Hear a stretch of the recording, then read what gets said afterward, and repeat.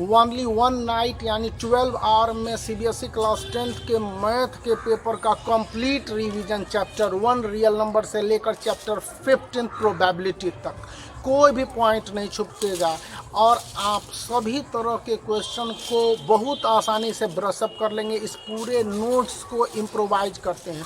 अब तक आपने जितने पढ़ रखे हैं, जितने नोट्स को रिवीजन कर रखा है, सेल्फ स्टडी भी कर रखा है, उस हिसाब से भी आप देखेंगे तो यहाँ प्रत्येक चैप्टर, चाहे रियल नंबर हो, प्रोबेबिलिटी हो, पोलिनोमियल हो, क्वाड्रेटिक इक्वेशन हो, स्टैटिस्टिक्स हो, अरिथमेटिक प्रोग्रेशन हो, कोऑर्डिनेट ज्योमेट्री हो, सभी चैप्टर्स के की मैप और इम्पॉर्टेंट पॉइंट्स यानी कंसेप्ट दिए गए हैं।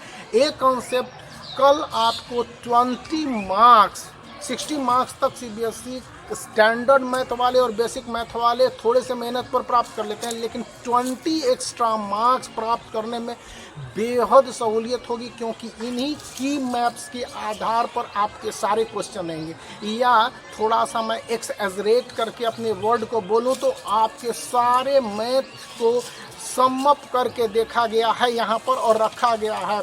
तो इसको पढ़ने के बाद आपको नहीं लगता है कि कोई और चीज़ अतिरिक्त पढ़नी होगी, जो आप पढ़ चुके हैं और इसको इम्प्रोवाइज कर लीजिए। यहाँ पर आपको नोट्स में 4 टाइप के क्वेश्चन दिए गए हैं, लेवल 1, लेवल 2, लेवल 3 और लेवल 4 यानी सेल्फ इवेल्युएशन क्वेश्चन, जिसको हॉट क्वेश्चन कहते हैं।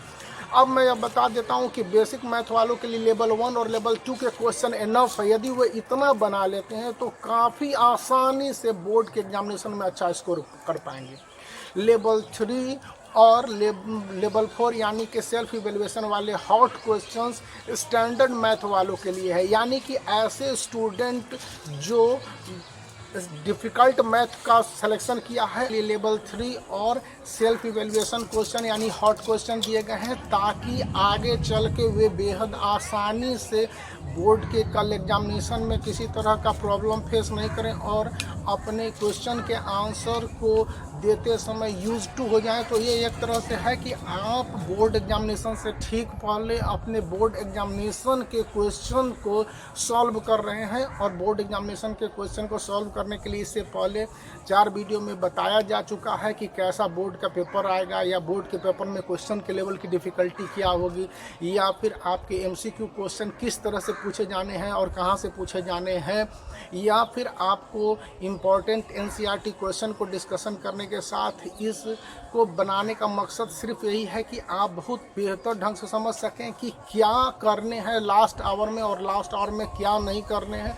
और इन सब वजहों को आप ध्यान में रखते हैं तो बहुत आसानी से अपने सभी चैप्टरों को दुरुस्त कर लेंगे। तो जो भी स्क्रीन पर आपको दिखाया जा रहा है उनको बेहतर ढंग से देखिए, और सबसे पहले आप इसके की पॉइंट्स को बहुत अच्छे से ध्यान से देख लीजिए। आपने भी अपने नोट्स बनवाए होंगे या फिर अपने पढ़ाई की होगी, तो अपनी पढ़ाई को इस की पॉइंट्स या रिवीजन नोट्स के हिसाब से देख लीजिए और अब अपने स्टडी लेवल को बेहतर ढंग से ब्रशअप कर लीजिए। इसके बाद जो कुछ भी बचते हैं उसको इस नोट्स से दोहरा लीजिए, क्योंकि इसके बाद आपके पास फाइनल टाइम्स बच जाएंगे। हाँ, यह है कि जब आप बोर्ड के एग्जामिनेशन में हो तो उस समय पैनिक नहीं करेंगे, क्योंकि मैथ के एग्जामिनेशन में अक्सर ऐसा होता है कि एक क्वेश्चन को नहीं बनने के बाद क्वेश्चन 2 बनाने में थोड़ी सी पैनिकिंग की स्थिति हो जाती है और स्टूडेंट मगरब करने लगते हैं। तो इससे बचने की ज़रूरत है। और जब आप बोर्ड के एग्जामिनेशन में हो तो सेक्शन ABCD का कोई कंपल्सन नहीं होता है। सबसे पहले सेक्शन A बनाइए या सेक्शन D। याद रखना है कि हमारा टाइम डिवीज़न इस तरह से होना चाहिए कि सेक्शन A 25 से 30 मिनट्स में किसी भी कीमत पर कंप्लीट हो जाए, जबकि सही सेक्शन D को आप 50 मिनट्स में टाइम बाउंड कंप्लीट करने की कोशिश करेंगे। रही बात सेक्शन B और सेक्शन C, चूँकि डिफ़िकल्टी लेवल यहीं पर होगा, तो इसके लिए आप 40 मिनट्स और 45 मिनट्स का डिवीज़न रख सकते हैं। लास्ट के 35 मिनट्स में आपको अपने फुल चैप्टर के रिवीजन करने होंगे। तो रिवीजन करने के दौरान यह देखेंगे कि आपने कोई गलती की है कि नहीं की है। चूँकि आपके बोर्ड एग्जामिनेशन का आंसर शीट हॉरिजॉन्टल होता है तो उसमें पूरे पेज को कंज्यूम करेंगे। पेज की कंजप्शन में आप किसी तरह की कंजूसी नहीं करेंगे, क्योंकि आप लाख मैथ बना लीजिए, इसका जो पेज है कभी भी कंप्लीट नहीं होगा, एग्जॉस्ट नहीं होगा। 50 पेजेस होते हैं। अब एक और पॉइंट है कि जब बोर्ड के एग्जामिनेशन को देते समय कोई मैथ नहीं बन रहा हो या वहाँ पर सडनली ब्रेक डाउन हो जाता हो तो उस मैथ को उस समय या पर्टिकुलर टाइम पीरियड के लिए ब्रेक डाउन कर दीजिए और आगे के लिए बढ़ जाना बेहतर रहेगा। हो सकता है आप एक पेज को क्रॉस कर दें, छोड़ दें और नेक्स्ट पेज की ओर आगे बढ़ जाएं। इससे होना यह है कि आपका माइंड थोड़ा सा इम्प्रोवाइज कर जाएगा और कुछ समय बाउंड के लिए लगेगा कि हाँ, इस समय हमें कुछ गड़बड़ करना था या इस समय हमने कुछ बेहतर करना।